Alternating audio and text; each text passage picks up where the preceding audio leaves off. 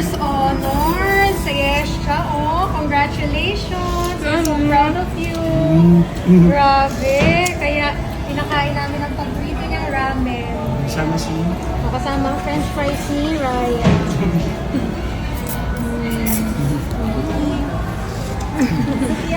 Thank you po. Ayan, thank you. Wow, ang dami mo naman french fries. Isang nakakaantig na milestone ang ibinahagi ni Yasmin Kurdi matapos makatanggap ang kanyang panganay na si Ayesha Zara ng First Honors at Exemplary Conduct Certificates sa kanilang paaralan. Sa kanyang emosyonal na mensahe, binalikan ni Yasmin ang mahirap na pinagdaanan ng kanilang pamilya noong Disyembre 2024 at ibinahagi kung paano unti-unting bumangon ang kanyang anak. Ayon sa aktres, ang pinakamalaking tagumpay para sa kanya bilang ina ay makita si Ayesha na muli ng masaya, may tiwala sa sarili at excited pumasok sa paaralan araw-araw.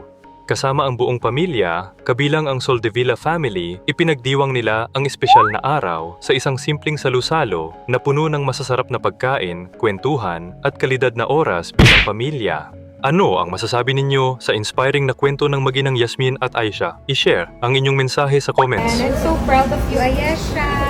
Galing-galing naman yan. Oh, No, gaya. diba? Oh, meron pa pala. Oh, diba? Oh, diba? Siyempre, baliwala yung first honors.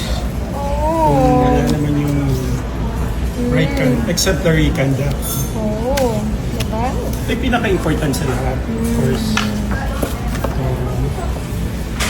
Ito, exemplary.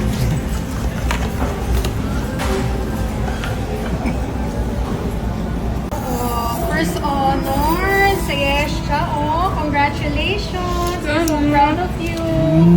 Grabe. Kaya pinakain namin ang paborito niyang ramen. Kasama si...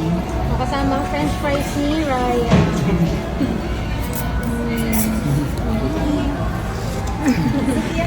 Thank you po. Ayan, thank you. Wow, ang dami mo naman